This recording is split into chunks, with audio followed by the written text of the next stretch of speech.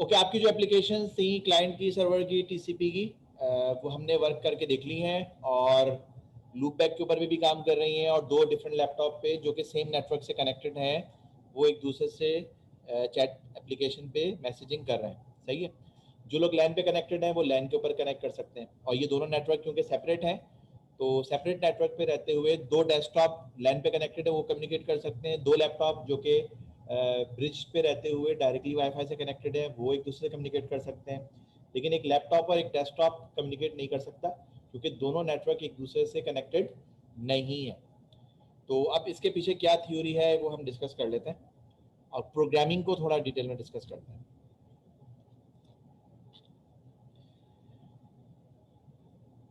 अच्छा, सॉकेट क्या होता है, उसके स्ट्रक्चर्स क्या हैं, फंक्शन क्या हैं। टीसीपी की एग्जांपल आप लोग चला के देख चुके हैं लेकिन अभी कोड आपने अंडरस्टैंड नहीं किया है, वो हम आज करेंगे आज के सेशन में। फिर यूडीपी की एग्जांपल है और फिर मल्टीकास्टिंग एंड ब्रॉडकास्टिंग है। तो सॉकेट क्या होता है और कैसे वर्क करता है, सॉकेट किसे कहते हैं, ये जरा समझ लें। यहाँ पे सॉकेट जो है बेसिकली क्या कह रहा है कि आपके पास एक सोर्स है, ये हो गई एक सोर्स, इसको आपने कह दिया कि ये सोर्स है। दूसरी क्या है, डेस्टिनेशन है, ये हो गई डेस्टिनेशन। टीसीपी आईपी आर्किटेक्चर है वो क्या कहता है कि आपके पास कौन सी लेयर्स हैं, एप्लीकेशन लेयर है, ट्रांसपोर्ट लेयर है और नेटवर्क लेयर। सही है। आप जो प्रोग्रामिंग करते हैं वो बेसिकली क्या होती है, एप्लीकेशन। ये एक एप्लीकेशन सोर्स पे भी चल रही है, यही एक एप्लीकेशन डेस्टिनेशन पे भी चल रही है। एक को आप कह सकते हैं क्लाइंट, दूसरे को कह सकते हैं सर्वर, या दोनों को पीयर टू पीयर में भी आप कनेक्ट कर सकते हैं। अगर एक सिस्टम है टीसीपी आईपी आर्किटेक्चर में रहते हुए तो ये उसकी ट्रांसपोर्ट लेयर है और ये नेटवर्क लेयर है। और अगर ये दूसरा सिस्टम है तो ये इसकी पहले की ट्रांसपोर्ट लेयर है और ये दूसरी जो है ये नेटवर्क लेयर है। इससे नीचे जो चीज़ चल रही है वो आपका कनेक्शन है, वाईफाई का है या इंफ्रारेड का, सॉरी ईथरनेट का है या कोई दूसरा नेटवर्क है, ये हमसे हिडन है। ये यहाँ पे सारा जो चीज़ है वो कौन डील करता है, ओएस का डिवाइस ड्राइवर एंड हार्डवेयर। ये हम पहले डिस्कस कर चुके हैं। मैं यहाँ पे बना देता हूँ कि ओएस का डिवाइस ड्राइवर है, फर्मवेयर है एंड हार्डवेयर है, और इस लेयर से ऊपर जो चीज़ है ये ओएस की सर्विसेज हैं, और जो एप्लीकेशन लेयर है ये एक्चुअल आपका प्रोग्राम है। इसका एक इंस्टेंस इधर चल रहा है, दूसरा इंस्टेंस इधर चल रहा है। अब अगर मैं आपसे कहता हूँ कि मेरे पास कम्युनिकेशन अगर करनी है तो एक कंप्यूटर ये लगा हुआ नेटवर्क के ऊपर और ये दूसरा कंप्यूटर है नेटवर्क के ऊपर। नेटवर्क के ऊपर रहते हुए किसी भी कंप्यूटर को यूनिकली आइडेंटिफाई करते हैं किसके थ्रू, आईपी एड्रेस के थ्रू। तो ये कंप्यूटर है इसको भी आईपी मिलेगा, ये कंप्यूटर है इसको भी आईपी मिलेगा। सही है। तो जो पहली चीज है सोर्स की वो क्या है, आईपी, और डेस्टिनेशन की पहली चीज क्या है, आईपी। तो आपने यहाँ पे कह दिया कि ये सोर्स आईपी मिलेगा इसको और इसको क्या मिलेगा, डेस्टिनेशन आईपी मिलेगा। और एक नेटवर्क पे कनेक्ट होने का मतलब क्या है कि ये सेम क्लास से बिलोंग करते हो, नंबर वन। अगर राउटर आपका कनेक्टेड नहीं है तो राउटर होता है आपके पास, राउटर कौन सी लेयर की इंटरकनेक्शन डिवाइस है, नेटवर्क लेयर की। सही है। ये इसकी एक पोर्ट है और यहाँ पे बहुत सारे कंप्यूटर्स कनेक्टेड हैं। ये कंप्यूटर्स आपस में कम्युनिकेट करेंगे ना, तो इसके लिए क्या जरूरी है कि इन सबके पास सेम नेटवर्क का एड्रेस हो। नेट आईडी सबकी सेम होगी और होस्ट आईडी सबकी डिफरेंट होगी। एक और नेटवर्क है, इस नेटवर्क के अंदर कम्युनिकेशन करने के लिए इन सबका सेम नेटवर्क पे होना जरूरी है। अब अगर मैं इस राउटर को कॉन्फ़िगर ही ना करूं, इस राउटर का काम क्या है, एक नेटवर्क से पैकेट लेके दूसरे नेटवर्क पे लेकर जाना। सही है। अभी जो हमारे पास सिचुएशन थी वो क्या थी कि हमारे पास जो इथरनेट वाला सेटअप है डेस्कटॉप का वो एक अलग नेटवर्क है, और जो वाईफाई है जो कि एक्सेस पॉइंट से कनेक्टेड है वो एक अलग नेटवर्क है, और ये दोनों नेटवर्क किसी राउटर के थ्रू एक दूसरे को कनेक्ट नहीं कर रहे हैं। इसलिए हम डेस्कटॉप से वाईफाई को, लैपटॉप को पिंग नहीं कर सकते, लैपटॉप से डेस्कटॉप को नहीं कर सकते। हाँ, दो डेस्कटॉप एक दूसरे को पिंग कर सकते हैं क्योंकि वो सेम नेटवर्क से बिलोंग करते हैं। तो जरूरी नहीं है कि हमारा जो नेटवर्क है वो किसी राउटर से कनेक्टेड हो। एक लैपटॉप से दूसरे लैपटॉप पे इसलिए नहीं हो रहा था क्योंकि आप लोगों ने नेट यूज किया हुआ था, और नेट किस लिए कम्युनिकेट कराता है, वो आपके इंटरफेस कार्ड को शेयर करता है, तो VMware कम्युनिकेट कराती है वो। तो ब्रिज पे अगर आपको आईपी मिल जाए तो आप कम्युनिकेट कर सकते हैं। हाँ, तो फिर प्रॉब्लम है ना, इसका मतलब है आपको जो पूल है वो कंप्लीट हो चुका है, आपको आईपी नहीं मिल रहा। सही है। देखें, VMware की जब आप बात करते हैं ना, VMware के साथ जब आप लैपटॉप को कनेक्ट करते हैं तो VMware सारी चीजें मेंटेन कर रहा होता है, तो वो आपको एक आईपी दे देता है। जब आप नेट करते हैं तो वो आपको इंटरनल आईपी देता है, वो बाहर वाले के लिए आईपी नहीं होता। इसलिए आप 192 वाली क्लास मिली, और जो कि आपको एक नेटवर्क एक लैपटॉप से दूसरे पे भी पिंग नहीं कराती। लेकिन अगर आपके पास लैपटॉप में दो लैपटॉप हो और दोनों में लाइनक्स डायरेक्टली इंस्टॉल हुई भी हो, सही है, और जब वो नेटवर्क को ऑन करेंगे तो वाईफाई से उनको एक ही आईपी मिलेगा, एक ही क्लास का आईपी मिलेगा, जो कि एक दूसरे से पिंग कर सकते हैं। तो VMware के थ्रू अगर आप जा रहे हैं तो आपको एक इंटरनल नेटवर्क का आईपी मिल रहा है, जो कि आपको एक्चुअल कंप्यूटर से तो कम्युनिकेट करा सकता है, ओवर द नेटवर्क कम्युनिकेट नहीं करा सकता। लेकिन आप नेट को यूज करते हुए लिनक्स से अपने इंटरनेट को एक्सेस कर रहे थे, पब्लिक आईपी को, लेकिन वो कौन एक्सेस करा रहा था? VMware। वो आपको गेटवे के थ्रू बाहर लेके जा सकता है और गेटवे से आने वाला डेटा आपको लेके दे सकता है, लेकिन वो एक कंप्यूटर से दूसरे कंप्यूटर को कनेक्ट नहीं कराएगा। एक्सक्लूसिव नेटवर्क है सारे के सारे। सही है। तो अब ये वाली चीज समझ में आ रही है ना सबको? तो अगर ये चीज होती है और आप एक कंप्यूटर से दूसरे कंप्यूटर को पिंग करते हैं, अगर ये राउटर कॉन्फ़िगर नहीं है तो पिंग नहीं हो सकता, और अगर ये राउटर कॉन्फ़िगर है तो फिर ये एक दूसरे को पिंग कर सकते हैं। फिर इससे फर्क नहीं पड़ता कि ये सेम नेटवर्क के हैं या अलग नेटवर्क के हैं। कॉन्फ़िगर का मतलब ये कि इस पे कोई राउटिंग टेबल होगा, कोई राउटिंग प्रोटोकॉल होगा, रिप होगा, OSPF होगा, तब इवन स्टैटिक आईपी के साथ आप इसको कॉन्फ़िगर करते हैं तब भी होगा। अगर आप रूट डिफाइन नहीं करेंगे तो ये काम नहीं करेगा। क्लियर है ये? अब ऊपर वाला जो सिनेरियो है उसमें क्या है कि दोनों कंप्यूटर एक दूसरे से रीचेबल है, पिंग कर सकते हैं, तब हम इनमें कम्युनिकेशन कराएंगे, अदरवाइज कम्युनिकेशन नहीं होगी। सही है। तब होगा क्या? नेटवर्क लेयर पे आपको क्या मिल गया? सोर्स को आईपी मिल गया और डेस्टिनेशन को आईपी मिल गया, क्योंकि कंप्यूटर को यूनिकली आइडेंटिफाई करने के लिए आईपी रिक्वायर्ड है ओवर द नेटवर्क। अब क्वेश्चन ये है कि एक कंप्यूटर में रहते हुए बहुत सारे प्रोसेसेस होंगे ना जो ओवर द नेटवर्क कम्युनिकेट कराएंगे, तो ये तमाम प्रोसेसेस ओवर द नेटवर्क इन सबको सेम आईपी मिलेगा ना? तो आईपी कंप्यूटर को रिप्रेजेंट करता है, प्रोसेस को रिप्रेजेंट नहीं करता। तो इन प्रोसेसेस को यूनिकली, अगर फॉर एग्जांपल एक पैकेट आ रहा है और ये पैकेट इस आईपी तक पहुंच गया, तो इस सिस्टम में रहते हुए ऑपरेटिंग सिस्टम को कैसे पता चलेगा कि ये पैकेट इसका है या इसका है, या दूसरे कंप्यूटर प्रोग्राम का, या इसका है या इसका? कैसे डिस्टिंग्विश करेगा? मल्टीप्लेक्सिंग कैसे करेगा? ट्रांसपोर्ट लेयर के पोर्ट नंबर से। सही है। तो डेस्टिनेशन की पोर्ट आ जाएगी और यहाँ पे क्या आ जाएगी? सोर्स की पोर्ट आ जाएगी। तो टोटल कितनी वैल्यूज हो गई? सोर्स कंप्यूटर का आईपी, डेस्टिनेशन कंप्यूटर का आईपी, और सोर्स कंप्यूटर में रहते हुए उसके प्रोसेस का पोर्ट नंबर और डेस्टिनेशन का पोर्ट नंबर, ट्रांसपोर्ट लेयर का। तो कितनी वैल्यूज हो गई? ये 4। अब क्वेश्चन ये है कि ये जब कम्युनिकेशन होती है, आपको डायग्राम याद हो, हमने क्या कहा था कि ट्रांसपोर्ट लेयर से वर्चुअली कनेक्टेड होती है, और बाकी जो नीचे वाली लेयर्स होती हैं वो राउटर स्विचेस और से कनेक्ट होती हुई लेकर आती है। तो जो पहली लेयर होती है जो कि एक प्रोसेस से दूसरी प्रोसेस पे डायरेक्ट कम्युनिकेशन करती है, वो कौन सी लेयर होती है? ट्रांसपोर्ट लेयर होती है। तो दोनों तरफ सेम प्रोटोकॉल होना जरूरी है। तो एक वक्त में या तो ये टीसीपी होगा या ये यूडीपी होगा। और इसकी एग्जांपल हमने क्या देखी थी कि अगर मैं फॉर एग्जांपल वेब सर्वर की बात करूं और वेब क्लाइंट की बात करूं, तो हम वेब क्लाइंट कोई सा भी यूज करें, जब हम HTTPS लिखते हैं तो इट्स मीन कि वो TCP के ऊपर, पोर्ट 80 के ऊपर कनेक्ट करेगा। तो सर्वर, जब वेब सर्वर आप चलाएंगे तो इट्स मीन कि वो TCP के कनेक्शन के ऊपर वेट करेगा। इसी तरह FTP है, वो भी TCP पे करेगा। सही है। लास्ट सेशन में हम डिस्कस कर चुके हैं कौन सा प्रोटोकॉल TCP करता है, कौन सा UDP करता है। लेकिन कम्युनिकेशन के लिए जरूरी क्या है कि दो प्रोसेसेस अगर एक दूसरे से कम्युनिकेट कर रहे हैं तो इनका जो प्रोटोकॉल होगा वो सेम होगा। सही है। डिफरेंट पे कर सकते हैं लेकिन फिर वो अलग अलग सेशन होंगे। लेकिन दोनों एंड पे सेम होगा।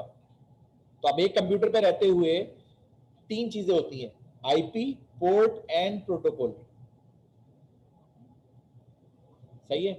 और दूसरे कंप्यूटर पे भी प्रोटोकॉल, लेकिन ये वाला प्रोटोकॉल और ये वाला प्रोटोकॉल दोनों सेम होते हैं, इसलिए हमने प्रोटोकॉल को सिर्फ एक ही दफा लिखा है। तो टोटल कितनी वैल्यूज हो गई, कितनी 5। ये कहलाता है 5 टपल, जो किसी भी सेशन को यूनिकली आइडेंटिफाई करता है ओवर द नेटवर्क, सही है। Source IP, source port, destination IP, destination port. अगर मैं अपने दोनों हैंड्स को कहूँगी, दो अलग अलग प्रोसेसेस हैं, इनकी आइडेंटिफिकेशन कैसे होगी, लेफ्ट राइट, तो आप कहते हैं कि ये आईपी हो गया, सही है। दूसरी इसमें रहते हुए पोर्ट, और ये जो पोर्ट है ये सेम प्रोटोकॉल की है, तो इन दोनों प्रोटोकॉल्स को हमने एक दफा लिखा है। दोनों एंड पे टीसीपी होगा, या दोनों एंड पे यूडीपी होगा, या दोनों एंड पे एससीटीपी होगा। तो कितनी यूनिक वैल्यूज हो गई, 5। तो जिस तरह डेटाबेस में आप लोगों ने पढ़ा है कि अगर आप टेबल बनाते हैं, किसी भी रिकॉर्ड को यूनिकली आइडेंटिफाई करने के लिए आपको प्राइमरी की बनानी पड़ती है। तो बाज़ औक़ात सिंगल फील्ड प्राइमरी की के तौर पे काम कर जाती है, लेकिन बाज़ औक़ात नहीं करती, तो हमें कंपोजिट की बनानी पड़ती है। तो कंपोजिट की क्या करती है, फिर रिकॉर्ड को यूनिकली आइडेंटिफाई करती है। फॉर एग्जाम्पल मैं आपसे कहूँ कि आपको यूनिकली आइडेंटिफाई कैसे करते हैं, ईआरपी से। आपके कोर्स को यूनिकली आइडेंटिफाई कैसे करते हैं, कोर्स कोड से, सही है। एक ही कोर्स आप 2 दफा पढ़ लें, तो अगर मैं आपके रिजल्ट का टेबल बनाऊं, किसका टेबल बनाऊं, रिजल्ट का, तो आपका आईडी हो गई, आपके कोर्स की आईडी हो गई, लेकिन उसकी अटेम्प्ट की आईडी तो नहीं है ना। तो एक कोर्स आप एक दफा पढ़ सकते हैं, लेकिन अगर आप कहते हैं कि नहीं एक कोर्स में 2 दफा अटेम्प्ट कर सकता हूं, तो इसका क्या मतलब होगा, सेशन आईडी भी आएगी कि ये कौन से सेमेस्टर में आपने अटेम्प्ट लिया। एक ही सेमेस्टर में एक ही कोर्स की 2 अटेम्प्ट तो नहीं ले सकते ना, एक ही ले सकते हैं। तो रिजल्ट के टेबल क्या बनेगा, 3 फील्ड्स मिलके कंपोजिट प्राइमरी की बनाएंगी, आपकी आईडी, कोर्स की आईडी और सेशन आईडी। तब आपके मार्क्स जो है वो यूनिकली आइडेंटिफाई कर सकते हैं आप टेबल में। क्लियर है। तो कम्युनिकेशन में रहते हुए, डेटा कम्युनिकेशन में आप दुनिया की किसी भी एप्लीकेशन को उठा लें, सही है, वो इस 5 टपल की बेसिस पे सिस्टम आइडेंटिफाई करता है। फायरवॉल भी इसी के ऊपर काम करता है, सही है। नेट पैड भी इसी पे काम करता है, गेटवे भी इसी पे काम करता है। वो इन्हीं में से 2 वैल्यूज को रिप्लेस कर देते हैं। फॉर एग्जाम्पल आप कहेंगे मैं अपने कंप्यूटर से, जो कि प्राइवेट आईपी एड्रेस रेंज में है, ये इंटरनेट है, ये आईबीए का नेटवर्क है, आप यहाँ पे कनेक्टेड हैं, आप प्राइवेट रेंज में हैं, और आप चाहते हैं कि आप फेसबुक से कनेक्ट कर जाएं, तो फेसबुक कौन से नेटवर्क पे, पब्लिक आईपी पे। तो वो तो इंटरनेट पे पूरी दुनिया में विजिबल है, क्या आप विजिबल हैं, नहीं ना। आप इसको पिंग करके देखेंगे तो आपको आईपी मिल जाएगा, लेकिन वो पिंग कौन लेकर आएगा, आप खुद नहीं जा सकते ना, आप इससे कम्युनिकेट करा सकते हैं। तो आपको एक अदद यहाँ पर प्रॉक्सी सर्वर चाहिए होता है, गेटवे सर्वर चाहिए होता है। आप बेसिकली मैसेजेस इसको भेजते हैं, सही है, आप कनेक्शन इससे एस्टेब्लिश करते हैं, और वो क्या करता है, आपके आईपी और पोर्ट को अपनी आईपी और पोर्ट से रिप्लेस करके फेसबुक से कनेक्ट कराता है। तो फेसबुक आपको रिप्लाई थोड़ी करता है, फेसबुक किसको रिप्लाई करता है, प्रॉक्सी को, और फिर वो प्रॉक्सी आपको देती है। तो जो सॉफ्टवेयर डेवलपमेंट करते हैं लो लेवल पे कम्युनिकेशन की, उनके लिए सबसे बड़ा चैलेंज यही आता है कि आपकी एप्लीकेशन बिहाइंड दी प्रॉक्सी चल रही है या नहीं। बिहाइंड दी प्रॉक्सी के इश्यूज बहुत ही डिफरेंट होते हैं कि वो डायरेक्टली कम्युनिकेट नहीं कर सकती। आपको पता है ये व्हाट्सएप वगैरह जो आप लोग यूज कर लेते हैं, ये बिहाइंड दी प्रॉक्सी प्रॉपर तरीके से वर्क नहीं करता। तो आपको डायरेक्ट गेटवे का आईपी एड्रेस चाहिए होता है। तो बहुत सारी एप्लीकेशन डेस्कटॉप पे आके फंस जाती हैं, वो वर्क नहीं करती हैं, क्योंकि ये बाकायदा प्रॉक्सी सर्वर के थ्रू होके जाता है, सही है। और जो वाईफाई नेटवर्क होते हैं आमतौर पे एक्सेस पॉइंट्स होते हैं, उनको प्रॉक्सी को बाईपास करा के डायरेक्ट कनेक्ट करा है। सिर्फ गेटवे होता है उसमें, और गेटवे क्या परफॉर्म करता है, नेटवर्क, और बाकी कोई और चीज़ की रिक्वायरमेंट होती है। जी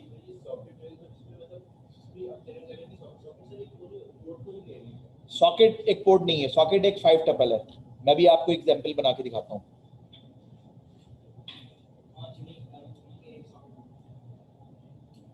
अब ये ध्यान में रखिएगा, ये वो आपकी एप्लीकेशन है जिसमें आप प्रोग्रामिंग कर रहे हैं, सही है। ये ओएस की नेटवर्क की सर्विस है, जिसमें दो लेयर्स हैं, ट्रांसपोर्ट एंड नेटवर्क। सही है, और ये किसी कंप्यूटर में लगी हुई है। कंप्यूटर का नीचे जो भी चीज आएगी वो हार्डवेयर वगैरह आएगा। एक और दूसरी एप्लीकेशन है वो वर्क कर रही है। सही है, और ओएस की सर्विस है, और उसमें कौन सी लेयर्स हैं, ट्रांसपोर्ट है और नेटवर्क है। इन एप्लीकेशंस को एक दूसरे से कनेक्ट करना है। क्या ये डायरेक्टली कनेक्ट हो सकती है? नहीं ना, इन्होंने इस लेयर पे कम्युनिकेट करना है। यानी आपकी एप्लीकेशन से डेटा किसको जाना है, ऑपरेटिंग सिस्टम को, और ऑपरेटिंग सिस्टम आपको कम्युनिकेट कराता है।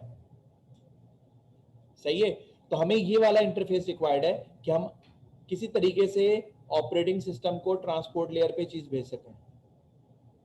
और ट्रांसपोर्ट लेयर किसको भेजती है, नेटवर्क लेयर को, और नेटवर्क लेयर किसको भेजती है, फिर आगे डिवाइस ड्राइवर और उसके थ्रू जाती है। रिसीविंग एंड पे क्या होता है, नेटवर्क लेयर से चीज, नीचे से चीज नेटवर्क लेयर पे आती है, नेटवर्क लेयर ट्रांसपोर्ट को देता है, और ट्रांसपोर्ट लेयर पे जो ओएस चल रहा होता है वो फिर एप्लीकेशन को देती है। बहुत सारी एप्लीकेशन चल रही होती है ना, तो किस एप्लीकेशन को देना है, पोर्ट नंबर बताएगी। तो ये जो लाइन मैंने ड्रॉ की है ये बेसिकली आपका इंटरफेस है, और ये इंटरफेस आपके सॉकेट लाइब्रेरी होती है। क्या होती है, सॉकेट लाइब्रेरी। तो किसी भी सेशन को अगर मैं कहूँ कि ये कंप्यूटर इस कंप्यूटर से एक प्रोग्राम दूसरे प्रोग्राम से कम्युनिकेट कर रहा है, सही है, तो ये बेसिकली क्या है, सॉकेट सेशन है। 5 टपल है, क्या क्या है, फॉर एग्जाम्पल इसका आईपी मैं कह दूं 192.168.1.1 है, और इसका आईपी क्या है, 192.168.1.2 है। सही है, इस पे आपने चलाया सर्वर और इस पे चलाया आपने क्लाइंट। कनेक्शन अभी हम नहीं देख रहे कनेक्शन कैसे एस्टेब्लिश हुआ है, जब मैं आपको फंक्शन दिखाऊंगा तो बताऊंगा कैसे कनेक्शन एस्टेब्लिश होता है।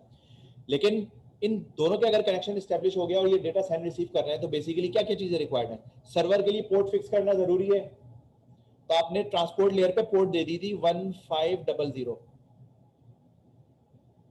सही है, क्लाइंट ने जब कनेक्ट किया तो क्लाइंट को अपने आईपी से कोई कंसर्न नहीं है। क्लाइंट को आपने किसका आईपी बताया, सर्वर का आईपी बताया, और किसकी पोर्ट बताई, सर्वर की पोर्ट बताई। तो अच्छा, सर्वर को तो पता ही नहीं है ना कौन क्लाइंट है, कहां से आ रहा है, ये नॉलेज उसके, ये तो इसकी नॉलेज में नहीं है ना। तो जिस वक्त ये कनेक्शन एस्टेब्लिश होता है तो यहाँ पे सोर्स और डेस्टिनेशन, आपको पता है हर लेयर अपना पैकेट खुद बनाती है और हेडर अटैच कर दी जाती है। तो जब ये आप यहाँ से कोई मैसेज भेजते हैं तो ये ट्रांसपोर्ट लेयर क्या करती है, अपनी पोर्ट और डेस्टिनेशन की पोर्ट अटैच करती है। तो अपनी पोर्ट इसकी वट कुछ भी हो, डेस्टिनेशन की पोर्ट क्या है, 1500 है, और जो भी आपने मैसेज भेजा है वो इसका पेलोड बन गया। जब ये ट्रांसपोर्ट लेयर का पैकेट सेगमेंट नेटवर्क लेयर पे आया तो नेटवर्क लेयर ने क्या किया, अपने हेडर अटैच कर दिया। ये चीज पूरी की पूरी उठ के कहां आ गई, इसके पेलोड में आ गई। और नेटवर्क लेयर के हेडर में बहुत सारी चीजें होती हैं, लेकिन कम से कम दो चीजें तो होंगी। क्या क्या होंगी, सोर्स का आईपी पूरा लिख लें यहाँ पे, और जो डेस्टिनेशन का आईपी है वो कंप्लीट करके यहाँ पे लिख लें। तो जब ये पैकेट नीचे से निकल के जाएगा यहाँ पे और किसी राउटर स्विच गेटवे फायरवॉल के पास से होता हुआ निकलेगा, तो इसको सारी चीजें विजिबल होंगी कि भेजने वाले का आईपी क्या है और किसको भेज रहा है, भेजने वाले की पोर्ट क्या है और किसको भेज रहा है। अगर मैं यहाँ पे फायरवॉल लगा दूं और मैं कह दूं कि भाई मेरे पास जो है ना सिर्फ और सिर्फ वेब की रिक्वेस्ट जा सकती है, कोई और एप्लीकेशन कम्युनिकेट नहीं करेगी, तो मैं अपने फायरवॉल में क्या ऐड कर दूंगा कि भाई डेस्टिनेशन की जो पोर्ट है, जिसको यहाँ पे मैंने लिखा है ना 1500, मैं कह दूंगा ओनली 80 जो है वो वैलिड पोर्ट है, ये अलाउ है किसकी, टीसीपी की, और बाकी कोई पोर्ट अलाउ नहीं है। तो ये फायरवॉल क्या करेगा, अगर उसको यहाँ पे 80 के अलावा कोई और चीज लिखी हुई नजर आएगी तो ये पैकेट डिस्कार्ड कर देगा, ये फायरवॉल करेगा। जहां पे भी लगा हुआ होगा, कहीं पे भी हो सकता है फायरवॉल, प्रोटेक्शन की बहुत सारी लेयर्स हो सकती हैं। सही है, और जब डेस्टिनेशन के पास चीज आएगी तो क्या करेगा, हर लेयर अपना अपना हेडर प्रोसेस करती जाती है, डिटैच करती जाती है। तो जब ये ट्रांसपोर्ट लेयर पे आएगा पता चल जाएगा कौन सी पोर्ट अगर यहाँ पे पहुंच गया, तो ऑपरेटिंग सिस्टम को पता होगा कि 1500 किस प्रोसेस की बाइंडिंग है, तो जहां पे बाइंडिंग हुई भी होगी उसको ट्रांसफर कर देगा ये। सही है, तो सॉकेट में क्या हो गया, एक तरफ सोर्स आईपी हो गया और डेस्टिनेशन आईपी हो गया, लेकिन ये स्टेज 2 है। स्टेज 1 क्या थी? Source port and destination port. और इससे पहले आपने क्या डिसाइड किया था? प्रोटोकॉल। क्या आपने कौन से प्रोटोकॉल पे कम्युनिकेशन, तो रिवर्स डायरेक्शन में है ये ध्यान में रखिएगा। पहले आपने डिसाइड करना है कि कौन से प्रोटोकॉल पे कम्युनिकेशन करनी है। तो जो प्रोटोकॉल है आपका टीसीपी कनेक्शन ओरिएंटेड है, यूडीपी कनेक्शन लेस है, टीसीपी रिलायबल है, यूडीपी अनरिलायबल है। कनेक्शन ओरिएंटेड का मतलब क्या है कि डेटा कम्युनिकेट करने से पहले आप कनेक्शन एस्टेब्लिश करेंगे। कैसे करते हैं मैं अभी थोड़ी देर में बताता हूं। और रिलायबिलिटी का मतलब क्या है कि data bit by bit similar होगा। अगर मैंने 101 भेजी है तो दूसरे एंड पे भी 101 ही होगा। किसी किस्म का बिट लॉस एक्सेप्टेबल नहीं है, बिट की डुप्लीकेशन एक्सेप्टेबल नहीं है, बिट आउट ऑफ सीक्वेंस होना एक्सेप्टेबल नहीं है। तो ये 3 प्रॉपर्टीज होती हैं रिलायबल प्रोटोकॉल की। और ये कैसे प्रोवाइड करता है ये अभी हम थोड़ी देर में जब टीसीपी के फंक्शंस देखेंगे तो मैं आपको एक्सप्लेन कर दूंगा। तो ये चीज क्लियर है ये, और ये डायग्राम भी क्लियर है आपको। इस डायग्राम को मैं थोड़ा सा भी इनहेंस करूंगा सॉकेट फंक्शंस की सपोर्ट के साथ। पहला फंक्शन आपको नजर आ रहा है सॉकेट के नाम का। अच्छा, यहाँ पे एक तरफ क्लाइंट चल रहा है और दूसरी तरफ सर्वर चल रहा है। हमने एप्लीकेशन को भी रन करके देखा था, सर्वर चलाए बगैर अगर आप क्लाइंट चलाएंगे तो कनेक्शन एस्टेब्लिश ही नहीं होगा। सर्वर का पहले से ऑन होना जरूरी है। तो सर्वर पैसिवली ऑन होता है टीसीपी का, और क्लाइंट को जब जरूरत होती है वो ऑन होता है, कनेक्शन एस्टेब्लिश करता है, कम्युनिकेशन करता है, और कनेक्शन को क्या कर देता है? डाउन कर देता है। तो सॉकेट मींस के आप देखते हैं कि आपके पास सिस्टम में सॉकेट की सपोर्ट है या नहीं है। अगर आपके पास ड्राइवर ही कॉन्फ़िगर नहीं है तो ये हैंडल आपको एरर रिटर्न देके फंक्शन बाहर आ जाता है। सही है। और बाइंड का मतलब थोड़ी देर में मैं आपको बताता हूँ कि बाइंड क्या है, लेकिन अभी जो सबसे काम के फंक्शन है वो क्या है? Accept and connect.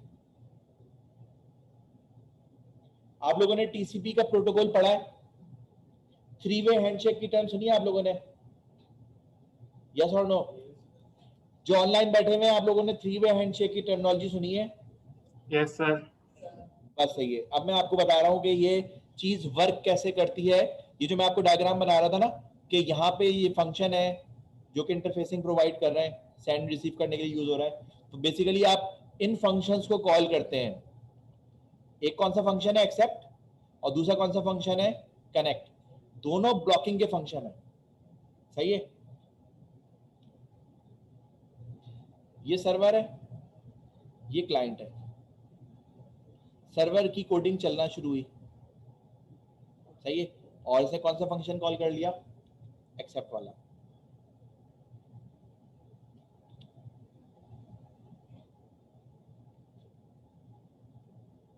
जैसे इसने फंक्शन कॉल किया, ब्लॉक हो गया।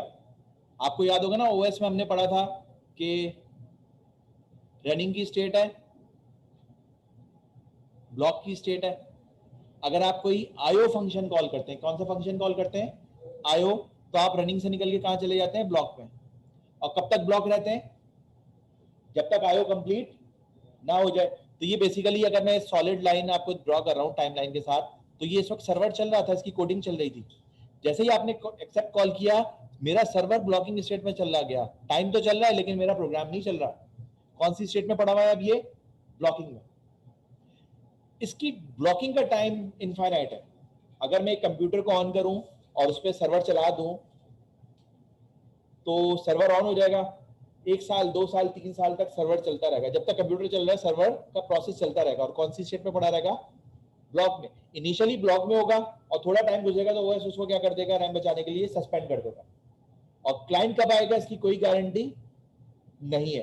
तो ये जो ब्लॉकिंग है ये इनफाइनाइट है और टाइमर की बेसिस पे ये फेल नहीं होती। क्लाइंट है, क्लाइंट आया, उसकी कोडिंग चलना शुरू हुई। अब ये जो कोडिंग है ये बेसिकली आपके प्रोग्राम की कोडिंग है, और आपने यहां से क्या कॉल किया? कनेक्ट। तो ये कनेक्ट और ये एक्सेप्ट ये एक दूसरे से हाईली रिलेटेड है। क्लाइंट, सर्वर ने एक्सेप्ट कॉल किया ना,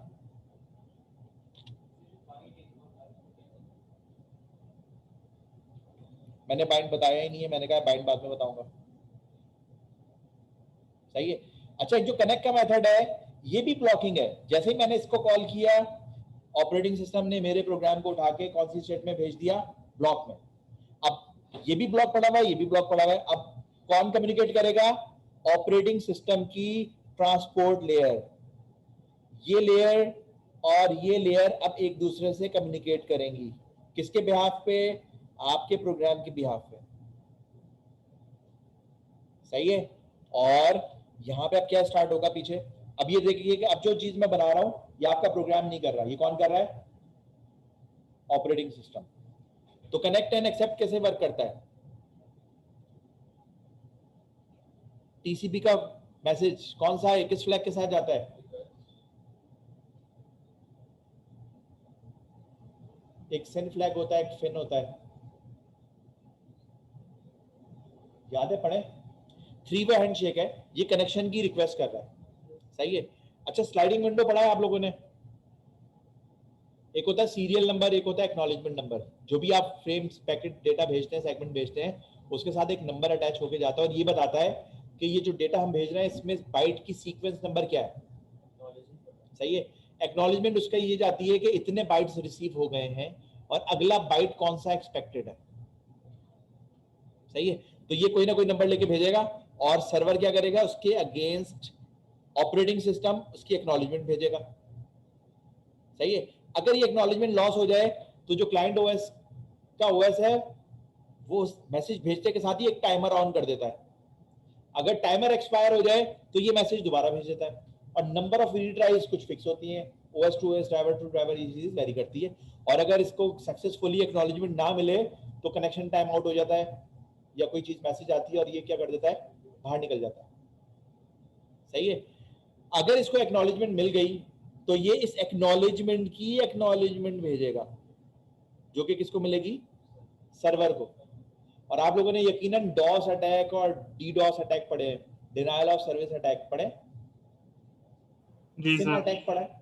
तो ये बेसिकली सिन अटैक में क्या करता है कि कनेक्शन रिक्वेस्ट करता है, उसके एक्नॉलेजमेंट के बाद ये वाली जो एक्नॉलेजमेंट है ना, ये नहीं भेजता और सर्वर जो है ना इंतजार में बैठ जाता है। जिस तरह आप लोग अक्सर चैटिंग करते हैं एक दूसरे के साथ व्हाट्सएप पे या व्हाटएवर, आप किसी को पूछते हैं, कहते हैं हेलो, दूसरी तरफ से आता है हाय। सही है।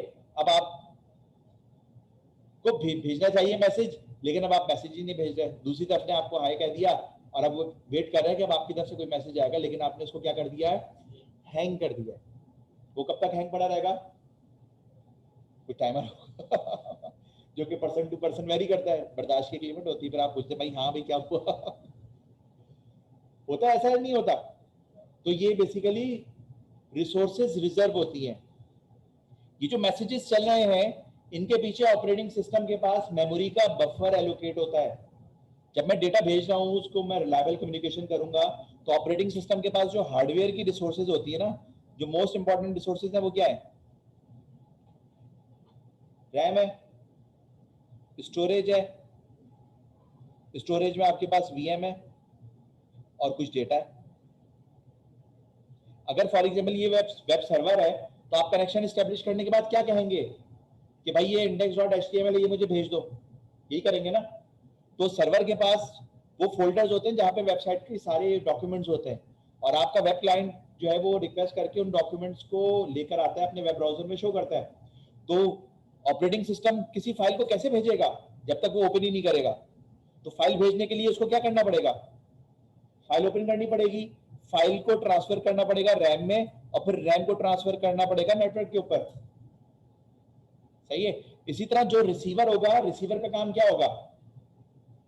अपने पास एम्प्टी स्पेस बना के रखे और जो भी मैसेजेस दूसरी तरफ से आ रहे हैं उनको यहाँ पे डाल के सीक्वेंस में लेकर आए, क्योंकि इसमें सीक्वेंस की गारंटी नहीं होती, ध्यान में रखिएगा। क्यों नहीं होती?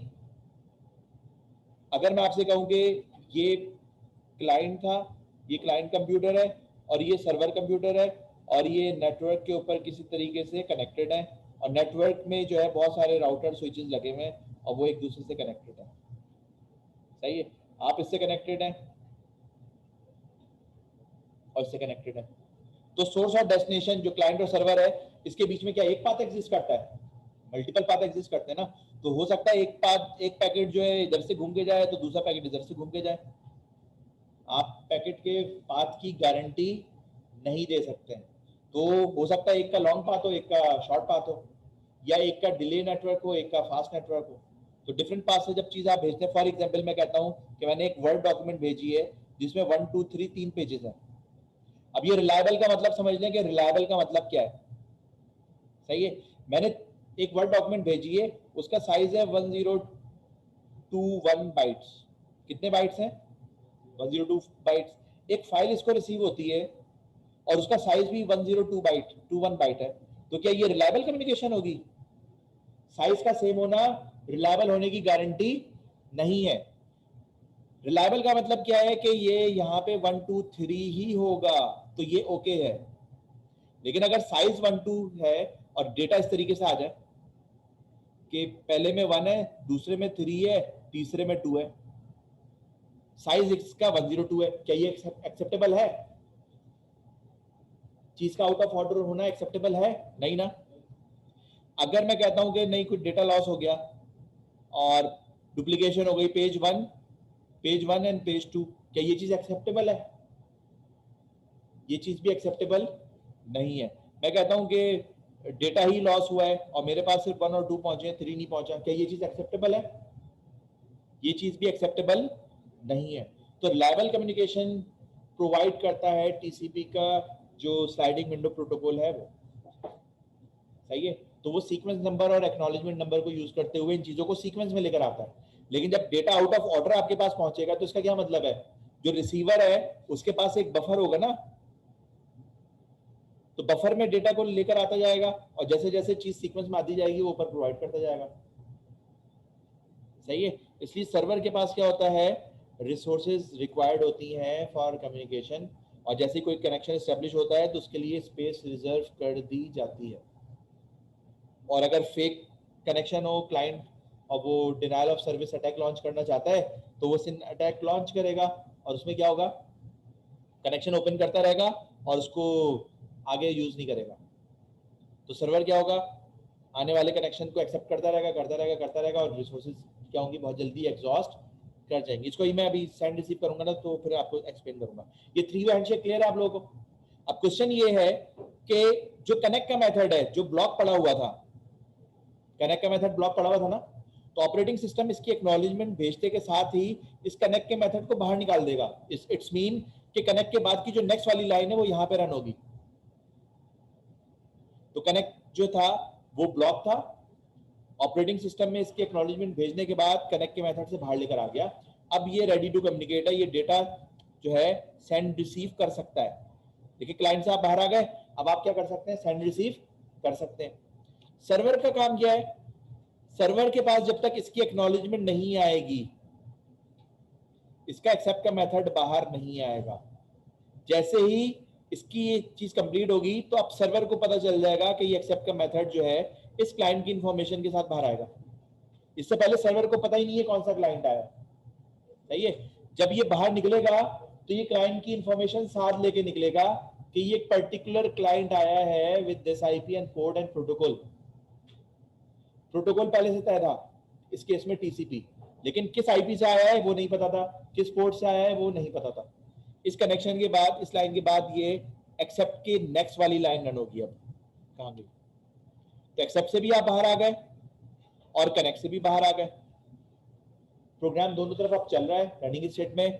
अगर आप यहां से सेंड करते हैं तो वो यहां पे रिसीव के मेथड में रिसीव होगा, और अगर सर्वर ये सेंड कर रहा है तो वो उसके रिसीव में होगा।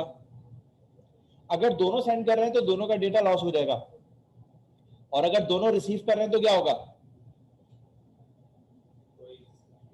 ब्लॉक हो जाएंगे, दोनों के दोनों ब्लॉक हो जाएंगे।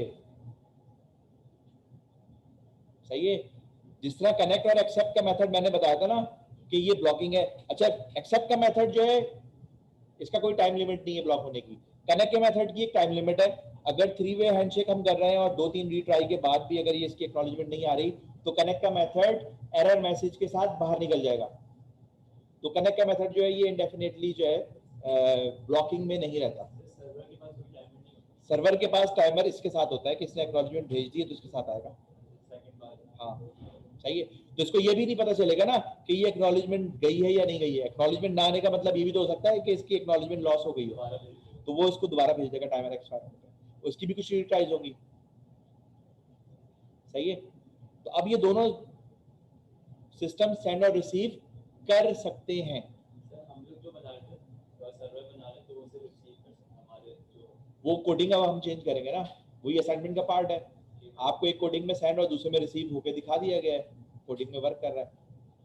हम तो अभी उसकी बैकएंड की थ्योरी डिस्कस कर रहे हैं ना कि वो कैसे वर्क कर रहा है। ये चीज क्लियर है और आसान है। दोनों सेंड रिसीव कर सकते हैं यार। ये मैंने क्या दिखाया है कि एक तरफ से सेंड करोगे तो दूसरी तरफ रिसीव होगा ना, तो फंक्शन कॉल करोगे तो होगा। भाई आप कोडिंग खोल के देख लीजिएगा कि उसमें क्या हुआ है, आप चेंज कर दीजिएगा उसकी कोडिंग, वही तो असाइनमेंट का पार्ट है ना, और क्या। अब ये सेंड और रिसीव एक दूसरे के साथ मिलके कैसे वर्क कर रहे हैं ये डिस्कस कर लेते हैं। और इसके लिए मैं एक स्लाइड और ऐड कर लेता हूं, ब्लैंक स्लाइड।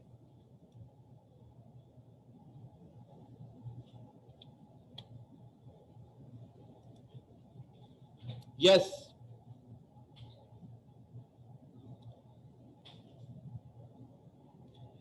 आप लोगों ने स्टॉप एंड वेट और स्लाइडिंग विंडो पढ़ा है? मैं आपको एक्सप्लेन करूंगा तो आपको याद आ जाएगा कि आपने पढ़ा है।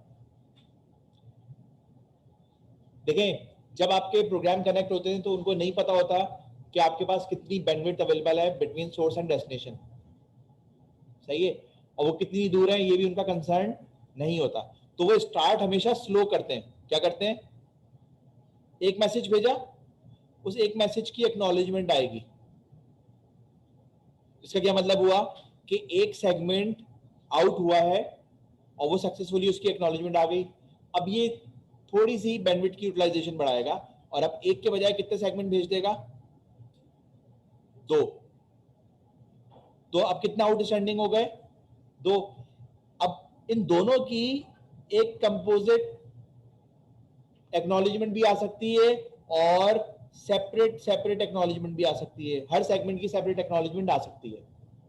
ये चीज वेरी करती है इम्प्लीमेंटेशन टू इम्प्लीमेंटेशन।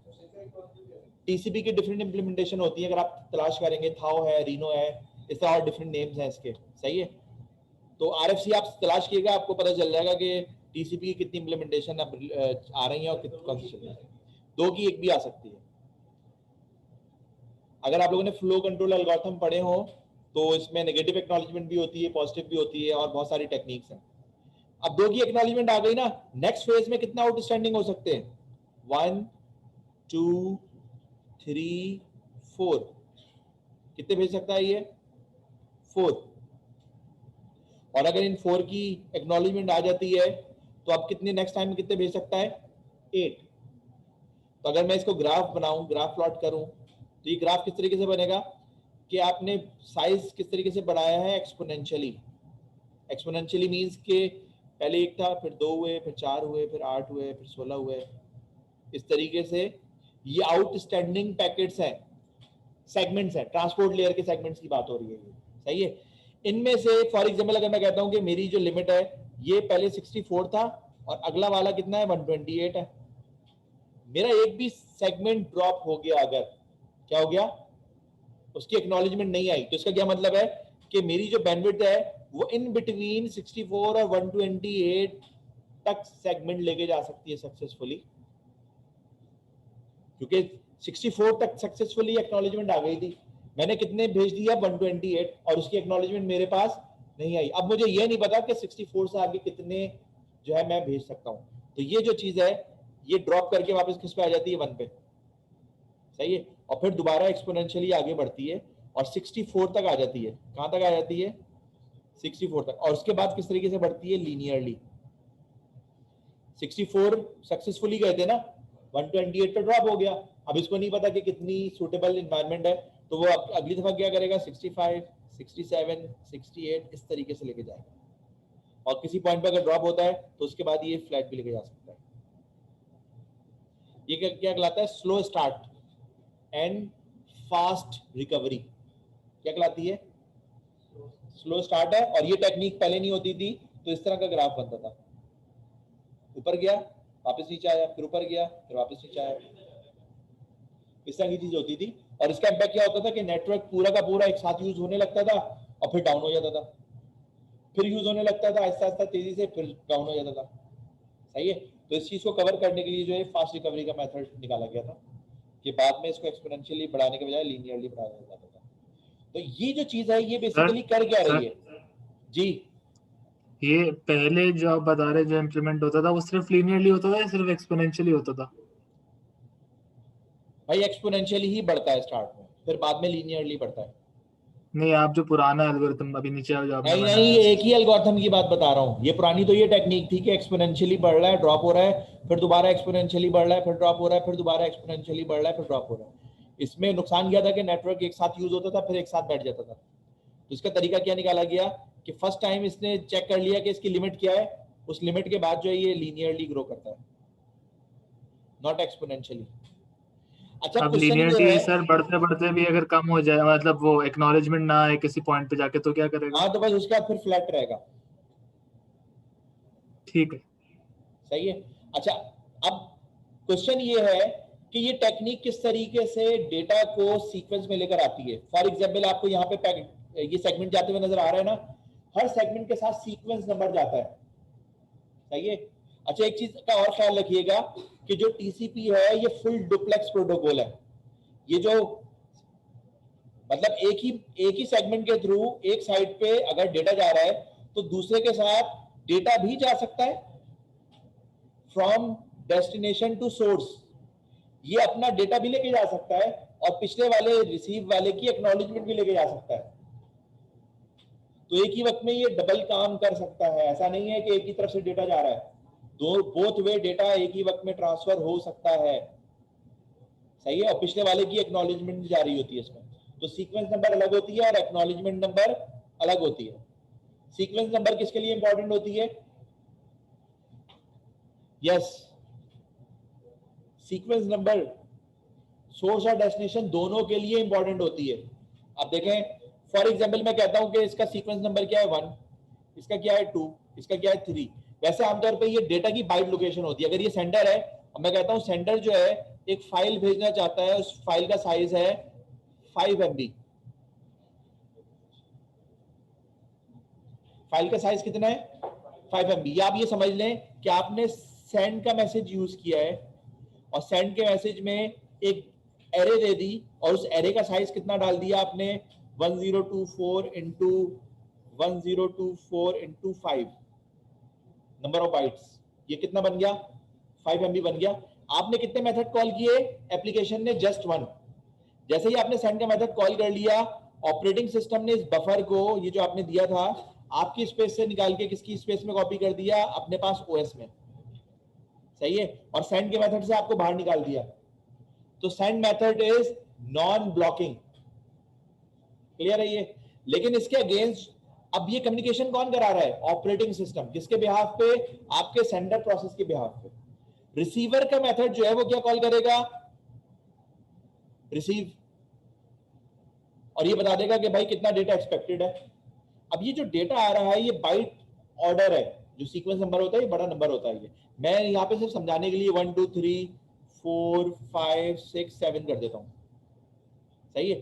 जो रिसीवर होगा उसके पास रैम में स्पेस होगी, क्योंकि कनेक्शन बना है तो डेटा सेंड रिसीव करने के लिए बना है ना, तो इसने फ्री स्पेस बनाई हुई है टू प्रोसेस डेटा। अब ये डेटा मिलना शुरू हुआ, डेटा 1 आ गया, उसकी एक्नॉलेजमेंट चली गई, 2 आ गया, 3 आ गया, उसकी एक्नॉलेजमेंट चली गई। कितना एक्सपेक्टेड है यहां से रिसीव में? 5 MB ना। लेकिन होता क्या है, ये 4 जो है मिस हो जाता है, 5 6 7 पहुंच जाता है।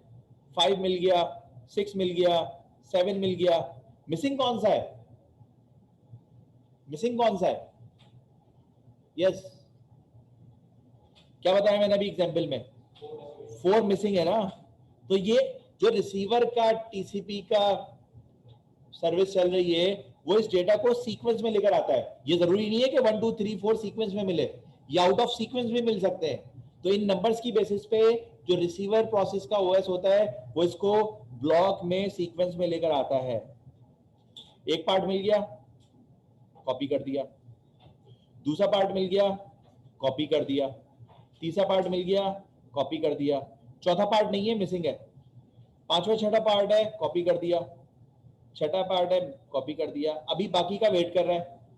अब क्वेश्चन ये है कि ये अगर फोर्थ ब्लॉक काफी देर तक अगर ट्रांसफर नहीं होता तो ऑपरेटिंग सिस्टम क्या रिसीवर को परमानेंटली ब्लॉक करके रखेगा?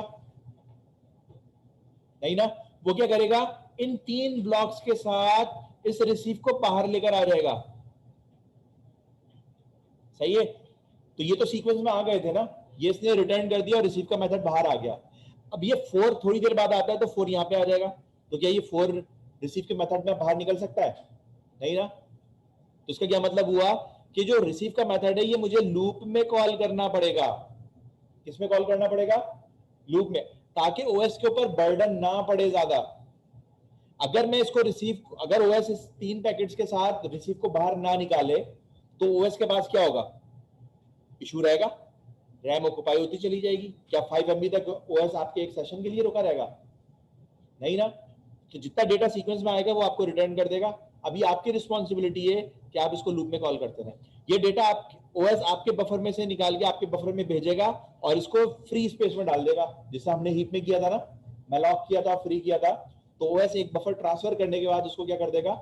फ्री कर देगा, तो स्पेस उसके पास बनती रहेगी। सर ये जरा थोड़ा और एक्सप्लेन कर दें कि रिसीव कैसे काम कर रहा है। फॉर एग्जाम्पल मैं आपको एक पेपर देता हूं, उसके कितने पेजेस हैं? 8 पेजेस। मैंने पेपर प्रिंट किया 8 पेजेस में। अच्छा, मेरे पास टाइम नहीं है कि मैं उसको स्टेपल करके लेकर आऊं। क्या नहीं है? टाइम नहीं है कि मैं उसको क्या करूं? स्टेपल करूं। एग्जामिनेशन हॉल में मैं वो पेजेस 2 डिफरेंट स्टाफ मेंबर्स के थ्रू डिस्ट्रीब्यूट कराता हूं, तो वो आपके पास लूज पेजेस की फॉर्म में पहुंचेगा ना। आपकी रिस्पॉन्सिबिलिटी क्या होगी? मैंने पेपर डिस्ट्रीब्यूट कर दिया और पूछे बगैर बाहर चला गया। अगर मैं ना बताऊं 8 पेजेस हैं, आपको पता चलेगा? अगर मैं पेज जो पेपर है उसके ऊपर पेज नंबर ना लिखूं, आपको पता चलेगा? उसको सीक्वेंस में कैसे लेकर आएंगे? आप पढ़ते रहेंगे, पढ़ के सीक्वेंस में लाएंगे? नहीं ना, तो मैं पेजेस भी लिखूंगा, ये भी बताऊंगा कि नंबर ऑफ पेजेस कितने, 1/8, 2/8, यानी कि 8 में से पहला, 8 में से दूसरा, 8 में से 8वां।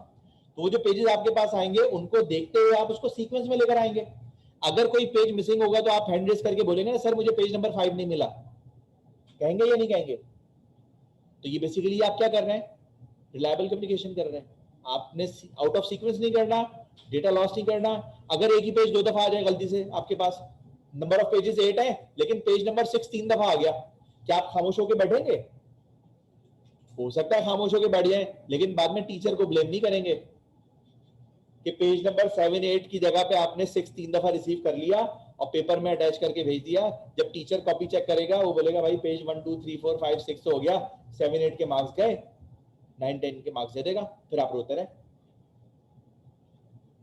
सही है, तो उसको डुप्लीकेट से बचाना, उसको सीक्वेंस में लाना, और अगर कोई पेज कम है तो उसकी ओर कॉल करना, ये चीज क्या कहलाती है? Reliable communication. और ये काम आपका ऑपरेटिंग सिस्टम कर रहा होता है इन चीजों के थ्रू। अब क्लियर है?